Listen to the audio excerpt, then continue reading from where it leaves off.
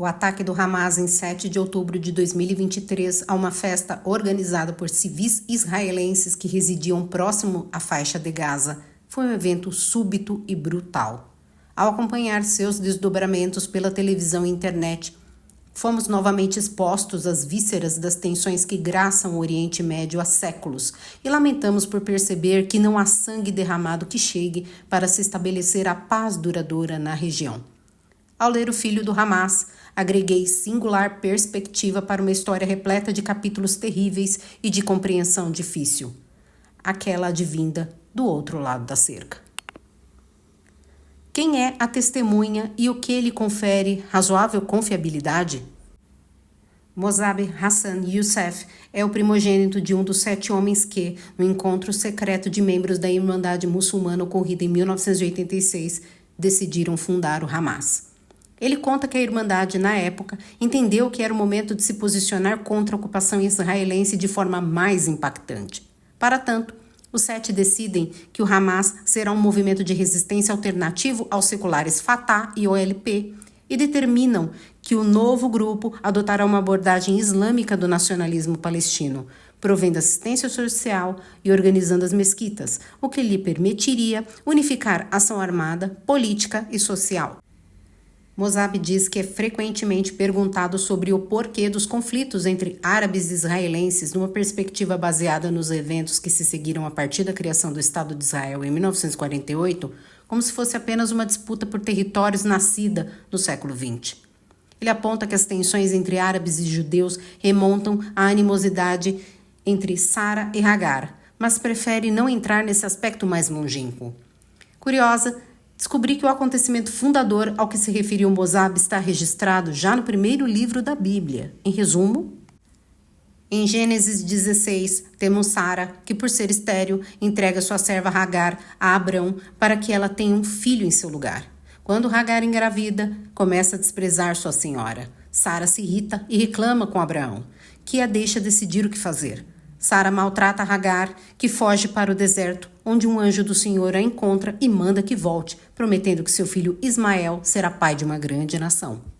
Em Gênesis 17 e 18, Deus aparece novamente a Abraão e promete que Sara, mesmo velha, terá um filho.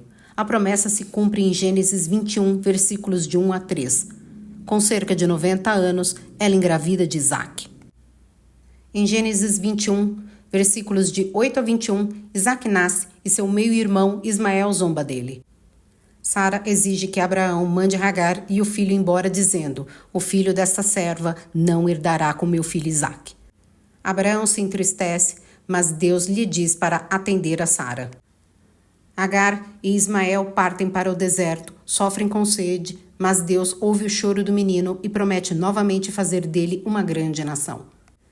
No sentido histórico etnográfico, Hagar é egípcia, porém a tradição a vê como ancestral do povo árabe. Ismael é considerado o pai dos ismaelitas, um povo nômade do deserto que habitava a região da Arábia. Com o tempo, ismaelita passou a ser um termo usado para designar grupos árabes em geral. Na tradição islâmica, Ismael é visto como antepassado direto de Maomé e por isso Hagar é venerada como matriarca dos árabes e muçulmanos. Concluído a parte, voltemos a Mossab, que procura explicar a realidade política e cultural do Oriente Médio da atualidade a partir das consequências da Primeira Guerra Mundial. A Palestina, então parte do Império Otomano, foi ocupada por tropas britânicas durante o conflito. Este império foi um dos maiores e mais duradouros da história, existindo de 1299 a 1922. Foi fundado por Osman I, líder de um pequeno principado na região da Bitínia, noroeste da Anatólia, atual Turquia. No seu auge, o Império Otomano compreendia o sudeste da Europa, o Oriente Médio, o norte da África e a Península Arábica. Desde o final do século XIX, o movimento sionista liderado por Theodor Herzl desejava criar um Estado judeu na Palestina.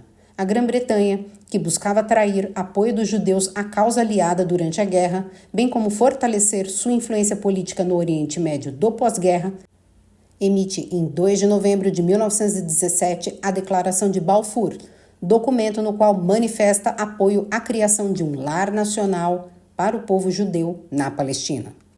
A declaração, assinada pelo ministro das Relações Exteriores do Reino Unido, Arthur James Balfour, foi dirigida a Lord Rothschild, influente líder da comunidade judaica britânica, para ser repassada à Federação Sionista Britânica.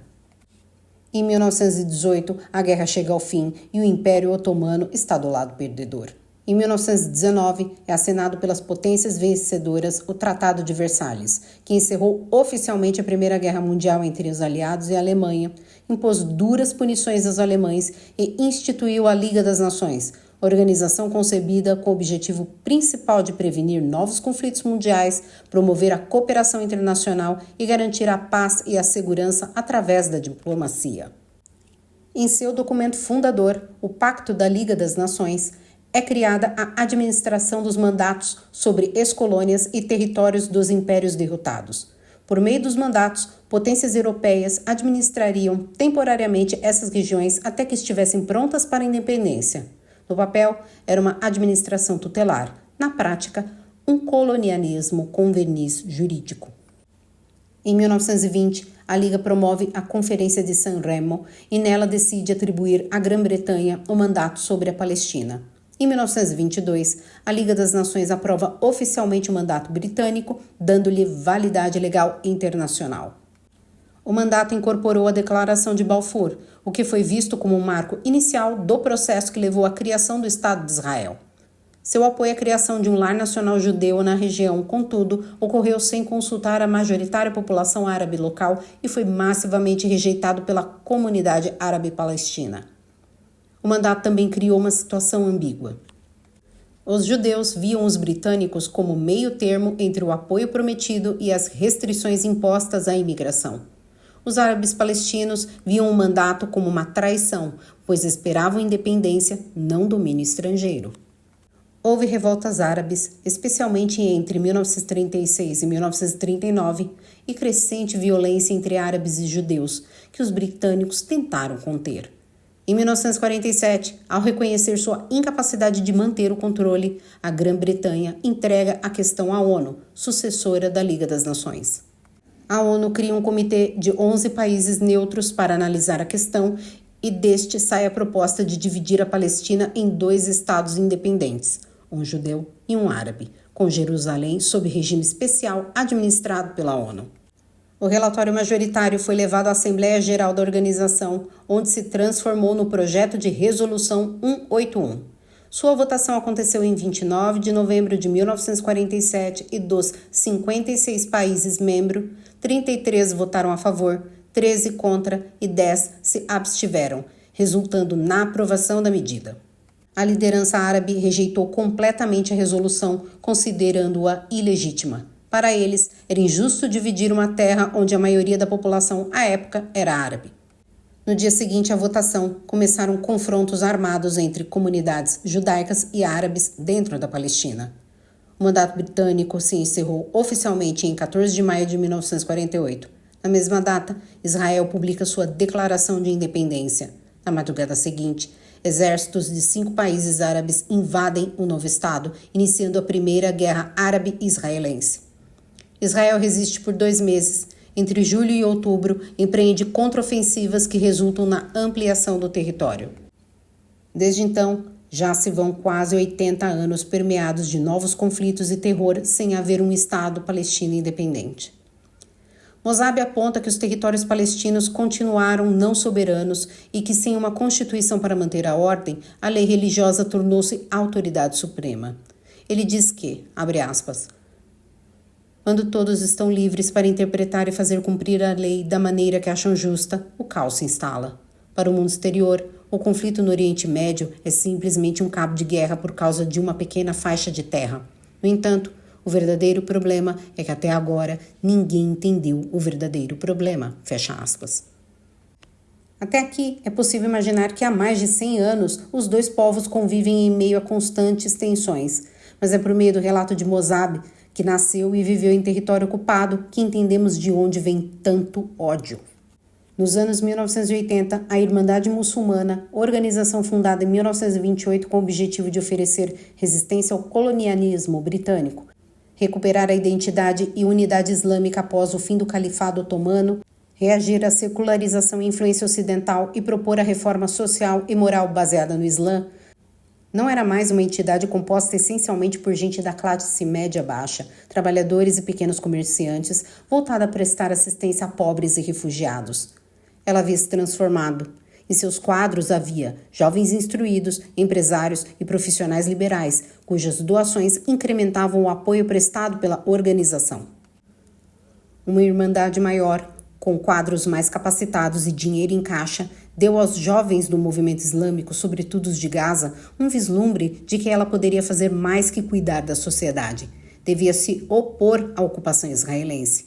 Os líderes da organização na Cisjordânia discordavam, lembrando do desastre advindo das tentativas de golpe de Estado empreendidas pela Irmandade no Egito e na Síria, e que a estratégia empregada pelo grupo na Jordânia de participar da vida política dava-lhes poder e influência junto à sociedade, sem recorrer à violência.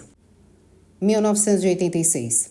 Em meio ao contraste de visões sobre o papel da Irmandade, 7 homens se encontram secretamente em Hebron. O Sheikh Ahmed Yassin, Mohammed Jamal Al-Natseh, Jamal Mansur, o Sheikh Hassan Youssef, Mohammed Musli, Jamil Hamami e Ayman Abu Taha.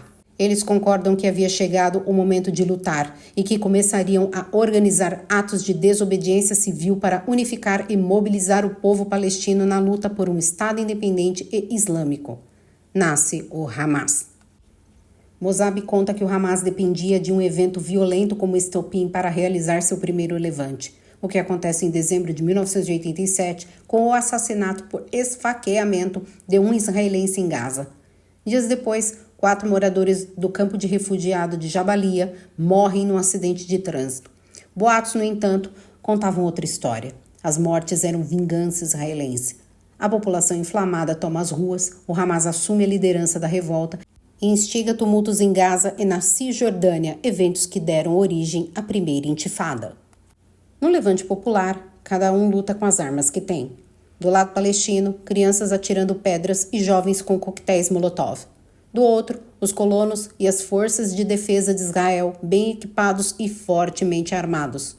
Os israelenses controlavam rigorosamente as fronteiras. Com isso, os palestinos raramente conseguiam receber armas. Neste ponto da leitura, foi bastante incômodo constatar a desproporção com que a defesa israelense reagia a provocações tolas, como crianças jogando pedras nos carros dos colonos, mas bem treinados e fortemente armados não toleravam a menor demonstração de desrespeito.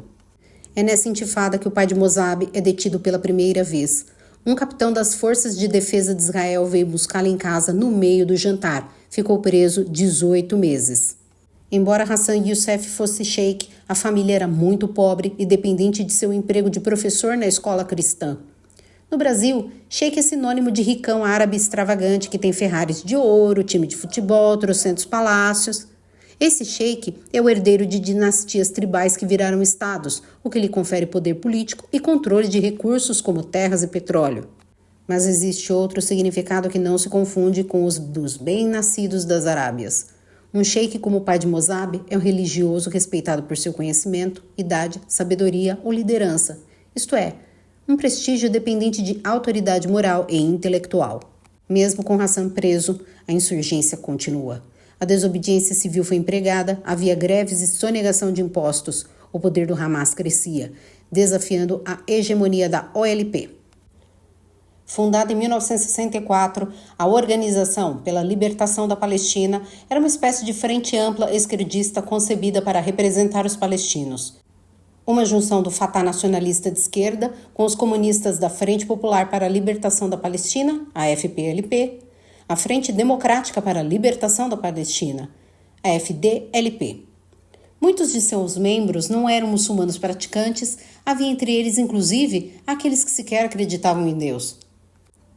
A principal pauta da OLP era a devolução por Israel de todas as terras pertencentes a palestinos antes de 1948, bem como a concessão a este povo o direito de autodeterminação. Para tanto, fazia um trabalho forte de relações públicas em nível global, promovendo guerrilha e terrorismo. Mosabi conta que os líderes da OLP ordenavam aos adeptos realizar entre 1 ou 2 ataques de grande repercussão por ano para justificar a captação de recursos na luta contra Israel. Para mim, já é suficientemente inaceitável matar inocentes sob qualquer pretexto, inclusive os supostamente nobres. Matar para arrecadar dinheiro coloca a coisa no outro patamar de maldade. Mossab explica que no início da primeira intifada, razões ideológicas mantiveram Hamas e OLP afastados. O Hamas era fervorosamente religioso e agia conforme a Jihad, guerra santa muçulmana para defender o Islã de seus inimigos infiéis. A OLP era um grupo nacionalista com pretensões políticas. Mas, como tinham um inimigo comum, passaram a cooperar, coordenando convocações para greves, que por vezes terminavam em violência, quando alguns manifestantes aproveitavam o caos para resolver assuntos particulares e vinganças pessoais. Israel tirava proveito infiltrando agentes e realizando operações. Durante a prisão do pai, a família de Mossab é abandonada à própria sorte, inclusive por parentes, contrariando o que diz a lei islâmica. O prestígio do velho Hassan só tornava sua esposa e filhos dignos de respeito quando ele estava solto. Libertado da prisão, o pai de Mossab volta a atuar como professor e retoma seu cargo na mesquita. Por ser imã, era o que mais se aproximava de um governante, falando com a autoridade do Hamas e de um líder espiritual. 3 meses depois, é preso novamente. A família levou outros 3 meses para descobrir em qual prisão israelense estava detido. Visita? Apenas uma vez por mês, com duração de 30 minutos. Terminada a Primeira Guerra do Golfo, o nível de revolta dos jovens nos campos de refugiados em Gaza está elevadíssimo. Um jovem da região, Imad Akel, se enche da injustiça e mata alguns soldados israelenses, tomando seus fuzis. O ato atraiu simpatizantes e aumentou a influência do jovem, que fundou uma pequena célula militar. O Hamas viu nisso uma oportunidade. Fundou as brigadas Ezzedin al-Qassam, dando o comando a Akel. Com isso, a organização passa a ter um braço militar armado, algo com que Israel até então não tinha lidado.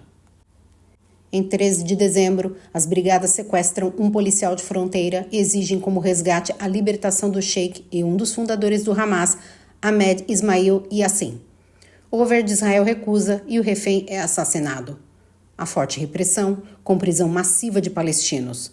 Aproveitando o caos como cortina de fumaça, o governo de Israel começa a deportar secretamente líderes do Hamas, da Jihad Islâmica e da Irmandade Muçulmana.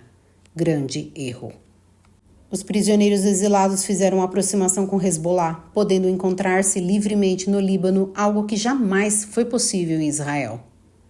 Nessa época, Yasser Arafat inicia secretamente as negociações que culminaram no Acordo de Oslo, mediado pelos Estados Unidos e assinado em setembro de 1993 por Arafat, representando os palestinos, e Yitzhak Rabin, primeiro-ministro de Israel. Arafat reconhece que Israel tem direito de existir em paz e segurança. Também renuncia o uso do terrorismo e outros atos de violência.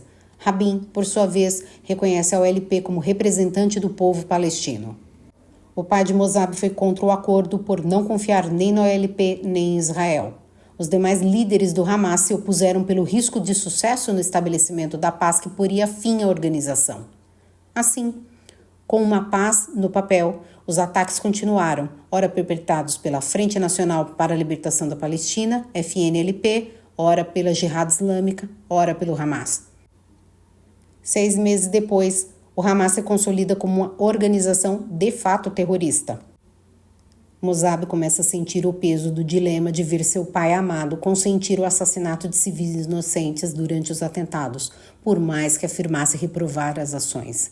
Um ponto delicado como esse, que trata das grandes contradições da vida condensadas nas pessoas que mais admiramos e a quem muitas vezes devemos tudo, dão ao livro concretude, profundidade. Em 4 de novembro de 1995, Yitzhak Rabin é assassinado e as tensões escalam.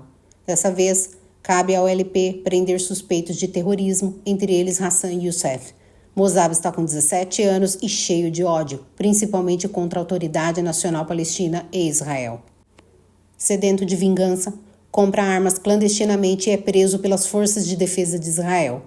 Foi interrogado, torturado e espancado por alguns dias, até que conhece Loai, capitão do Shin Bet. O Shin Bet é o órgão responsável por proteger a segurança interna do Estado israelense, atuando em contra-terrorismo, espionagem e ameaças internas.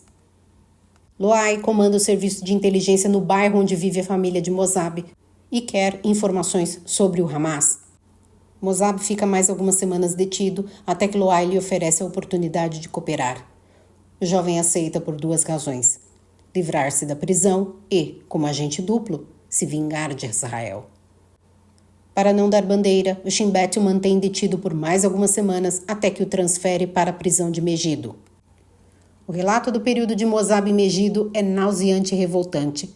O brasileiro está, pelo menos do ponto de vista imaginativo, familiarizado com as cadeias do país onde nossos criminosos são, na maioria, presos comuns. Megido é uma prisão para condenados por terrorismo. As motivações de seus crimes são em grande parte ideológicas, religiosas, fruto de um ódio ancestral e cuja violência é desproporcional. Apesar dessa substantiva distinção, há um paralelo com o mundo das cadeias brasileiras. Internamente, também são controladas por facções. Cada quadrante de Megido é chefiada por um grupo terrorista. Quem cai em desgraça por ser suspeito de colaborar com Israel ou simplesmente por ser um Zé Ninguém sofre tortura atroz. Homens considerados fracos não são apenas torturados, sua reputação é arruinada. As famílias do lado de fora, em nome da manutenção da honra, abandonam o parente à própria sorte. Mosabe conta a história de Akel Sorur, camponês membro de uma célula do Hamas que foi moído pelo rolo compressor da violência perpetrada pelos próprios colegas de movimento simplesmente porque era órfão e não tinha quem o vingasse fora da prisão. A tortura que os Majids infligiam aos próprios companheiros de luta, muitas vezes por sadismo e com a conivência de seu tio Ibrahim, mexe com Mosabe, e na prisão ele confronta os fatos e as incoerências da fé islâmica. Abre aspas. Os muçulmanos que eu via em Megido nada tinham a ver com meu pai. Eles julgavam as pessoas, achavam-se maiores do que o próprio Alá. Eram maus e mesquinhos, bloqueando a tela de um televisor para evitar que víssemos a cabeça descoberta de uma atriz. Eram fanáticos e hipócritas. Torturavam aqueles que tinham cometido erros demais de acordo com a sua escala de pontos, embora apenas os mais fracos e vulneráveis parecessem acumulá-los. Os prisioneiros bem relacionados circulavam imunes. Um deles podia até ser um colaborador confesso de Israel, contanto que fosse filho do Sheikh Hassan Youssef. Fecha aspas. Mosabe foi sentenciado a 16 meses de detenção. 2 meses depois, começa efetivamente a cooperar com Shin Bet, tendo o capitão Loai como oficial condutor. No primeiro encontro com Loai, Mosabe revela que, por medo dos colegas de prisão, contou que concordou em ser agente duplo, dizendo ter plano de matar membros das forças de segurança de Israel. Loai compartilhou a informação com seu superior. Depois deu dinheiro a Mosabe, disse para comprar roupas e aproveitar a vida, que em breve faria um novo contato. O jovem fica intrigado. Não dão treinamento, tarefas a cumprir, mais dinheiro e um vai ser feliz? Semanas depois se encontram uma segunda vez, jogam conversa fora e Mosabe recebe mais dinheiro. Só um mês mais tarde é que começa a receber instruções. Eram regras básicas como não ter relacionamentos amorosos, salvo se casasse, nem falar sobre a história de agente duplo. Aquele contato próximo com o inimigo acentuou os conflitos internos de Mosabe. O Shin Bet o tratava decentemente e, por mais que ainda houvesse ocupação e violência por parte de Israel, testemunhar a maldade perpetrada por seus próprios irmãos de fé e luta em Megido era difícil demais de engolir. Pior ainda justificar.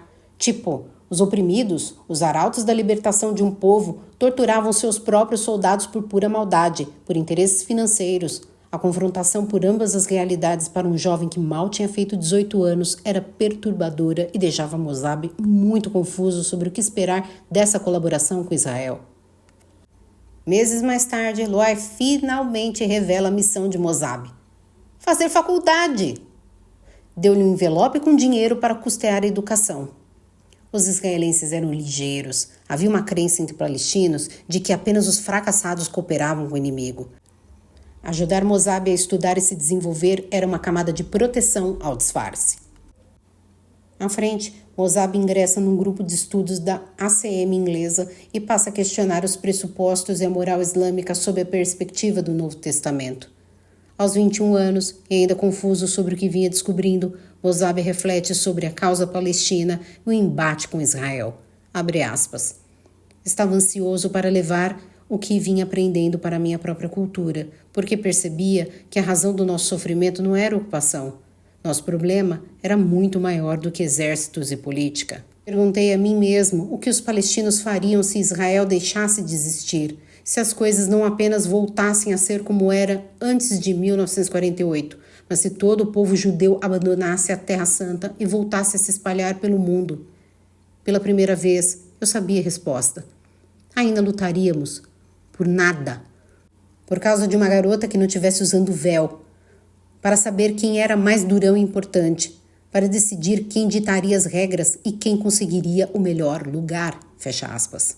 Aqui observei que o ponto de vista de Mosabe sobre a luta palestina se aproxima em certos pontos daquilo que Hannah Arendt desenvolve sobre os movimentos totalitários nascidos na primeira metade do século XX. Arendt caracteriza o movimento totalitário por uma ideologia totalizante que se propõe a explicar passado, presente e futuro, delimita a existência a um eterno nós contra eles, cujo inimigo absoluto tem que ser eliminado, subordina o indivíduo à causa ao ponto de considerar as pessoas de modo meramente instrumental e exalta o sacrifício pessoal, impondo a mobilização permanente por meio do conflito contínuo, uma vez que a paz ameaça a identidade do grupo, e estabelecendo a primazia do movimento às leis, ao Estado e à moral. Note que para o Hamas, a causa palestina traz uma explicação total da realidade, defendendo que todos os problemas derivam da ocupação por Israel e apontando divergências internas como traição ou fraqueza, semelhante ao que Arendt descreve como ideologia que absorve toda a experiência humana. Isto é, a causa deixa de ser apenas política e passa a ser existencial. Vemos também a construção do inimigo absoluto em muitos discursos e pronunciamentos do Hamas. O inimigo não é apenas o Estado de Israel, mas o sionismo como mal histórico. Segundo essa ótica, esse inimigo não pode ser mudado ou convertido, apenas destruído. Ao subordinar o indivíduo à causa, exalta o martírio, que glorifica em nome da luta coletiva, legitima a morte de civis próprios e alheios como necessária. O indivíduo não tem valor em si, mas como meio da causa. Existe ainda a questão da luta permanente, bem como a rejeição da normalidade, uma vez que a vida normal é vista como capitulação, ameaça a identidade do movimento. Como exemplo, podemos citar que o Hamas rejeita sistematicamente acordos de paz e deslegitima palestinos moderados. O Hamas, segundo a teoria de Hannah Arendt, se vê como um guardião da verdade, superior ao Estado, à lei civil e à política plural. Não aceita limites institucionais, apenas a linguagem da dominação. Voltando a Mosabe, ele conta que no início do ano 2000, a ala militar do Hamas estava em frangalhos, não como consequência de ações de Israel, mas pelas mãos da ANP com seus pactos e intrigas. Em 25 de julho daquele ano, acontece a conferência da cúpula de Camp David, mediada pelo presidente norte-americano Bill Clinton, com as presenças de Yasser Arafat e o primeiro-ministro de Israel, Ehud Barak. O evento tinha por objetivo a obtenção de um acordo final de paz entre israelenses e palestinos, resolvendo os principais pontos pendentes deixados pelos acordos de Oslo. Segundo Mosabe, Barak ofereceu a Arafat cerca de 90% da Cisjordânia, toda a faixa de Gaza e Jerusalém Oriental como capital do novo Estado palestino. Somava-se aos territórios a criação de um fundo internacional para indenizar palestinos pelas propriedades perdidas. Para Mosabe, era uma proposta ousada e satisfatória na busca pela paz. Arafat, no entanto, via a coisa de uma perspectiva muito particular, pois havia conquistado status e enriquecido financeiramente por ter se convertido no símbolo internacional do sofrimento palestino. Ao assumir a responsabilidade de edificar uma sociedade coesa e funcional, esse poder internacional se esvairia. O que ele fez, então? Conclamou que os refugiados voltassem às suas terras perdidas na Guerra dos 6 Dias e, na prática, deu uma banana para Bill Clinton e Ehud Barak, ganhando prestígio entre seus correligionários mais radicais. Disse Mosabe, abre aspas, de fato, Arafat recebeu as chaves para promover a paz no Oriente Médio junto com uma soberania real para o povo palestino, mas jogou tudo fora. Por isso, a corrupção silenciosa continuou a existir. E o clima, aparentemente tranquilo, logo ficaria tenso. Para Arafat, sempre parecia haver algo a ganhar se os palestinos estivessem sofrendo e sangrando.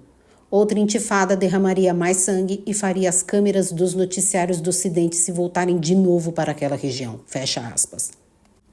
Em 28 de setembro de 2000, Ariel Sharon vai ao local onde está a mesquita Al-Aqsa, mas não entra no templo. A visita não foi um evento casual, mas um ato político. Era época de campanha para Premier e Sharon, como candidato pelo partido de centro-direita Likud, pretendia derrotar o trabalhista Ehud Barak. Com sua ida ao entorno de Al-Aqsa, Sharon sinalizava ao eleitor israelense que agiria contra a remoção de cascalho do monte do templo, então empreendida pelos islâmicos, o que vinha apagando registros arqueológicos da presença judaica ali. Para a ANP, era a oportunidade ideal para provocar um levante e consolidar a força da organização. Assim, Arafat pede ajuda ao pai de Mossab. Àquela altura, o Hamas estava desarticulado e fraco, mas a ANP acreditava que o respeito e a credibilidade do Sheikh Hassan Youssef faria a massa se mobilizar. Hassan concorda em ajudar, mesmo sabendo que haveria violência e derramamento de sangue. Por mais que Mossab o ame, o pai é cúmplice, ajudando inclusive a organizar um protesto. A confusão começa já no dia 29, quando manifestantes entraram em confronto com a polícia anti-motim de Israel nas proximidades da mesquita Al-Aqsa, resultando em feridos de ambos os lados e 4 palestinos mortos. Daí a coisa pegou fogo na Cisjordânia, em Gaza, onde morreu um menino de 12 anos numa das manifestações organizadas pelo Fatah, vítima de uma bala perdida. Havia dúvidas sobre a origem do tiro e se a tragédia era mesmo real ou encenação. Como gerou comoção mundial, a verdade não importava mais. Mossab afirma que Yasser Arafat fez uso do episódio para angariar fundos e barganhar em novas negociações, acusando o Fatah e o Hamas pela violência que a ANP planejou e os outros grupos executaram. Tudo isso às custas de vidas de palestinos e israelenses. Ele recorda que, com um nível de violência muito alto, a população palestina saiu do cabresto da ANP, o que fortaleceu o Hamas. Mas quase 3 meses depois, com atentados constantes e mortes de inocentes para todos os lados, Mossab estava farto. Ali, aos 22 anos, decide iniciar o fornecimento de informações sobre as atividades do Hamas ao Shin Bet. Descobre que um grupo novo, composto por guardas de Yasser Arafat, vinha praticando atos terroristas muito violentos, as Brigadas dos Mártires de Al-Aqsa. Arafat é o mentor e coordenador dos ataques, reunindo-se diariamente com as lideranças dos movimentos participantes da intifada. Mossab acompanhou o pai em várias dessas reuniões. Após receber uma informação da CIA, a ANP prende Abdullah Barghouti, especialista na fabricação de bombas utilizadas no atentado suicida da pizzaria Sbarro e na boate Dolfinarium. A cooperação dos americanos visava dar a Arafat a responsabilidade e o protagonismo na contenção de danos na região. Para Arafat, era um bom negócio por 2 razões: poder com prestígio e muito dinheiro dos gringos. Detido na ANP, Abdullah Barghouti leva uma vida mansa, recebendo visitas de Marwan Barghouti, que não era seu parente, mas parça no terrorismo. Ambos tinham um amigo em comum altamente visado pelo Shin Bet, Muhaned Abu Halawa, de 23 anos, comandante de operações do Fatah. Violento, ignorante, indisciplinado e imprevisível, distribuía armas a militantes extremistas sem qualquer critério, o que fez dele corresponsável em muitos assassinatos de soldados e civis, entre eles um monge grego. Pelas ligações que tinha com o Hamas, Mossab era capaz de identificá-lo, mas debatia-se num dilema. Cooperar era o mesmo que ajudar a matá-lo. Por outro lado, não fazer nada era permitir que o sujeito continuasse ceifando vidas inocentes. Depois de orar muito, decidiu entregá-lo. Armada Campana, em 4 de agosto de 2001, Mossab o identifica e as forças de defesa de Israel lançam um míssil no carro em que Halawa estava. A explosão não o mata, ele foge em chamas pelas ruas. Mossab fica muito mal com seu papel na mal-sucedida operação. Meses mais tarde, as forças de defesa de Israel conseguem matar Halawa numa lanchonete. Meu ouvinte, em vez de prosseguir resumindo o que li, deste ponto em diante adotarei uma abordagem mais opinativa. Mossab, sob o codinome Príncipe Verde, foi informante secreto do Shin Bet de 1997 a 2007. Ajudou a impedir vários ataques suicidas e a revelar redes de terroristas. Sobre isso, ele diz, abre aspas, traí o Hamas, não meu povo. Traí a violência, não a Palestina. Escolhi salvar vidas, inclusive palestinas. Fecha aspas. Converte-se ao cristianismo, asila-se nos Estados Unidos e publica Filho do Hamas. O sujeito virou-se do avesso, de ponta cabeça, questionou tudo o que conhecia. Como Mosabe conseguiu sair da posição de filho daquela circunstância, em meio ao caos nascido de um ódio de séculos, para colocar em dúvida crenças tão profundas e, a partir dessa perspectiva, procurar a verdade? Essa pergunta marretou minha cabeça quase toda a leitura. Quando eu falo em caos, refiro-me a nascer e crescer numa região ocupada por uma força policial e militar adversária, cuja presença mantém vivos o rancor e o desejo de vingança dos mais viscerais. Tipo, do nada tem um toque de recolher, você estuda lá na casa do chapéu, as sirenes tocam e você tem que voar para casa, pois se a polícia te pegar na rua, vai te entupir de tiro, não interessa se você é um estudante ou uma velhinha manca. Caso você queira uma amostrinha dramatizada do estresse, veja o primeiro episódio da primeira temporada da série Falda. Resumidamente, as forças especiais de Israel se infiltram numa festa de casamento para capturar um terrorista. A operação falha, o disfarce da equipe é exposto e os recém-casados vivem na mesma noite o ponto mais elevado e o mais miserável de sua breve vida a dois. O noivo é assassinado na frente de sua jovem esposa e de todos os convidados. No livro de Mosabe, há várias tragédias assim. Todos ao seu redor têm uma história difícil como essa na família. Sentem-se oprimidos, esquecidos pelo mundo, injustiçados e cheios de ódio. Por isso a pergunta marretou: como conseguiu se guiar em meio a um ambiente de conspiração, ameaça e medo para avançar na busca que culminou em deixar tudo para trás? Família, fé, cultura, tradição e seu país. Concordo que os brutais meses em Megido e o convívio amigável com os oficiais do Shin Bet mostraram uma face mais humana do até então inimigo, romperam algumas certezas em Mosabe. Mas quantos não racionalizariam, pensariam em tudo o que perderiam mudando radicalmente de convicções e concluiriam que não valia a pena? E um herdeiro de um movimento como ele, é muita coisa em jogo. Foi uma leitura inquietante e provocativa, a jornada do menino muçulmano, filho de um dos fundadores do Hamas. Quando você pega o livro, fisgado pela capa, imagina que lerá um relato mais completo sobre as experiências dessa vida imersa no terror, como planejamento de ataques, escolhas de alvo, manipulação da imprensa e da opinião pública. Mas é claro que eu tenho críticas, né? Tipo a superficialidade com que é relatado o convívio com os agentes do Shin Bet, os seus métodos de trabalho e inexistência de relatos sobre os serviços de inteligência da ANP, da OLP, da FPLP, do Fatah, etc. Outra inconsistência grave está no fato de, antes de começar a trabalhar e ter renda própria, Mosabe recebia dinheiro do Shin Bet e estava fazendo faculdade. Lembremos que sua família era pobre e o pai passava longos períodos preso, fase de carestia no lar dos Youssef. O cara está estudando numa universidade particular e isso nunca levantou suspeitas de ninguém. Bem estranho. Mosabe frequentemente argumentava que isso se devia ao fato de ser filho do Sheikh Hassan Youssef. Mas, na prisão, ele deu a maior goela ao revelar que concordou em colaborar com os israelenses e ninguém o vigiava, nem por segurança, já que era filho de uma das lideranças. Bicho solto por 10 anos ajudando o inimigo. Ah, não é normal. Saindo das críticas, fiquei impressionada como, no fervo da segunda intifada, Israel executava os inimigos. Coisa do tipo disparar um foguete no escritório do Abu Ali Mustafa, secretário-geral do FPLP, e matar o cara na mesa de trabalho. Gente, atenção, não foi um tiro, não foi uma bomba, foi um foguete. Um ponto alto do livro foi a revelação de como Shin Bet usou as forças de defesa de Israel para perseguir Mosabe e preventivamente evitar uma real ameaça de suspeita do Hamas dele ter cooperado numa operação que resultou na prisão de 4 terroristas que planejavam se explodir em alguns dias e na morte do 5º durante uma tentativa de fuga. Na guerra, nem tudo é o que parece. E mais, para afastar qualquer suspeita de futura colaboração, prenderam Mosabe pela segunda vez e o condenaram a 6 meses de detenção. Insisto que isso aqui não invalida a crítica que fiz minutos atrás. Um jovem como Mosabe teria seguranças, gente do Hamas apaisando seguindo para tudo que é lado. 10 anos trabalhando para o lado de lá, ao que parece desapercebido.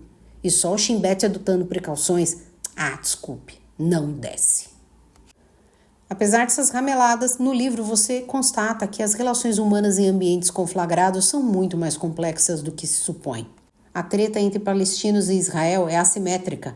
O ambiente é de guerra, mas não com os códigos e limites impostos pelas legislações dos Estados nacionais envolvidos e de eventuais entes supranacionais. Mossab, além de ter laços estreitos com Hamas e de ser colaborador do Shin Bet, foi amigo de terroristas, os quais, a qualquer momento, teria de entregar a inteligência de Israel, como de fato aconteceu com Saleh Talami, de quem foi muito próximo, a ponto de conviver com sua esposa e filhos por anos. Mas Saleh era dos mais mortíferos agentes do terrorismo por sua excelência na fabricação de bombas. Acabou morto num cerco, explodido por um míssil. O Shin Bet queria Ibrahim Hamed, cabeça das Brigadas Al-Qassam. Eles o procuravam há mais de 5 anos, sem qualquer pista. Aproveitando que a ação que matou Saleh vitimou outros líderes da ala militar do Hamas, o Shin Bet astutamente propôs plantar um boato de que havia feito um pacto com eles. Na visão do serviço de inteligência, a repercussão dessa acusação grave faria com que Hamed saísse da toca ou deixasse algum indício de onde estava. A ideia foi vetada pelo receio da medida desencadear mais atentados.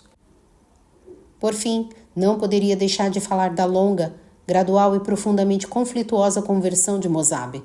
Mistura de ruptura ideológica, trauma pessoal, contato com o cristianismo e isolamento extremo deu-se mais como um processo existencial do que um momento súbito de fé. Aos 27 anos, Mossab tem uma empresa de tecnologia que vai bem, mas leva uma vida dupla. Pode ter um relacionamento afetivo, piorou formar uma família.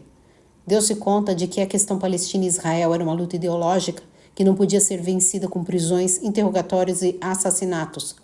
Vende sua parte da empresa ao sócio e interrompe a colaboração com Shin Bet, pedindo autorização para ir aos Estados Unidos. Passados 3 meses, o Shin Bet concorda. Para evitar suspeitas, Mossab diz em casa que fará um tratamento médico disponível apenas no exterior. A papelada fica pronta 6 meses depois e em 1º de janeiro de 2007 recebe a permissão para deixar Israel. Em julho de 2008, Mossab concede entrevista a um amigo que trabalhava no jornal Haaretz, quando conta sua jornada de conversão ao cristianismo. Para a família, foi o mesmo que receber a notícia de sua morte. Contudo, o pai, preso na época, não o deserdou. Sabia que se o fizesse, os terroristas do Hamas teriam licença para matá-lo. Isso não impediu que os demais parentes literalmente virassem as costas para a mãe e os irmãos de Mossab. 8 semanas depois, consegue falar com o pai por celular. O velho disse que o amava, que Mossab era parte dele e nada mudaria isso. No dia seguinte, falam-se novamente. Por respeito, Mossab revela em primeira mão, antes que saísse na imprensa, que trabalhou com o Shin Bet por 10 anos e que o pai estava no topo da lista dos terroristas a serem eliminados por Israel, o que ainda não havia acontecido diante da concordância de Mossab em mantê-lo preso. Inclusive, ele permanecia encarcerado porque Mossab não podia mais garantir sua segurança. Pesquisando, encontrei relatos jornalísticos afirmando que houve uma declaração familiar de deserção em 2010, uma nota atribuída ao pai e à família repudiando publicamente Mossab após a revelação de sua colaboração com Israel. No entanto, não há uma declaração pública inconteste nem da família, nem do Hamas. Estamos em 2026 e Mossab continua vivo e falando contra a organização terrorista. Falando mais propriamente do caminho que o levou a aceitar a Jesus, pareceu-me que Mossab permitiu-se por um tempo pisar em 2 canoas. Não foi resultado de epifania, catarse, catequese, ação pastoral. A colaboração com Shin Bet, a descrença no islamismo político e na jihad criaram um vazio espiritual nele.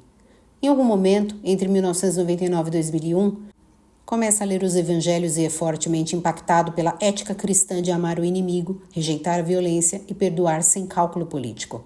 Ele disse que foi a primeira vez que encontrou uma visão de Deus que não exigia matar em seu nome. Por algum tempo, prosseguiu agindo publicamente como muçulmano enquanto lia Bíblias escondidas.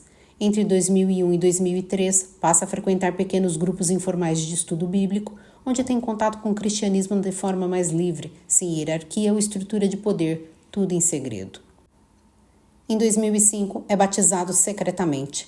Em 2007, muda para San Diego, nos Estados Unidos, e em julho do ano seguinte revela abertamente a sua conversão ao cristianismo, declarando ter renunciado ao Hamas e à liderança árabe. Explicou que não tomou essa atitude na Cisjordânia principalmente por razões de segurança pessoal e familiar. como filho de um dos fundadores do Hamas, a apostasia que valeria a execução. Além disso, a revelação antecipada colocaria em risco agentes e fontes do Shin Bet. Do ponto de vista moral e cultural muçulmano, espera-se que um primogênito como Mossab ajude a sustentar a família, sobretudo se o pai morrer ou adoecer, que seja exemplo moral e religioso para os irmãos, que proteja a honra da família, que auxilie na mediação de conflitos familiares e que assuma a responsabilidade cedo. Mas Mossab era filho de um líder, a expectativa sobre ele estava em outro patamar. Ele era um ativo estratégico, acompanhava o pai na maioria das reuniões do Hamas com outros grupos. Por ser filho do líder, era visto como herdeiro natural de tal capital simbólico. E não só isso, o pai também era sheik, o que colocava sobre Mossab a obrigação de comportar-se de forma irrepreensível na perspectiva religiosa. No que se refere ao Hamas, era esperado de Mossab uma lealdade total e que transcendia sua geração. Ele era a ponte entre o pai e a nova geração de militantes. Nessa perspectiva, trair a causa é o mesmo que trair o pai, a família e a comunidade. Ao cooperar com Israel, romper com Hamas e depois converter-se ao cristianismo, Mossab quebrou expectativas familiares, religiosas, políticas, tribais e culturais. Para o universo simbólico em que nasceu, equivale a não apenas rejeitar o movimento, mas negar uma identidade inteira. Veja, na sociedade em que Mossab nasceu, ele não escolheu quem seria. Sua identidade foi imposta desde o nascimento. Filho de sheik, do fundador de um grupo, herdeiro simbólico de uma causa e exemplo para a sua comunidade. Na psicologia, isso tem um nome: identidade fusionada. O eu não é separado da família, da religião e do grupo político. Romper não é só mudar de opinião, é desmontar o próprio eu. Enquanto argumento com você, meu ouvinte, relembro que por diversas vezes Mossab referiu-se ao pai com profundo respeito, carinho e admiração, o que torna sua ruptura, pela estrita ligação cultural, identitária e afetiva, mais dilacerante. Rejeitar o Islã e o Hamas implicou em rejeitar esse pai que ele ama. Rejeitar a ambos também implicou em envergonhar sua família para além de sua geração. Converter-se ao cristianismo, por fim, é o ponto a partir do qual não há retorno. Atualmente, Mossab dedica-se a debater, escrever e falar sobre o que viveu, usando sua história como fundamento para criticar grupos extremistas e influenciar debates políticos e sociais. E aí, o que achou do conteúdo? Deixe seu comentário. É legal interagir. Quero muito saber sua opinião. E se ficou até aqui, por que não curtir e compartilhar? Inclusive, considere se inscrever também, ok? Até mais!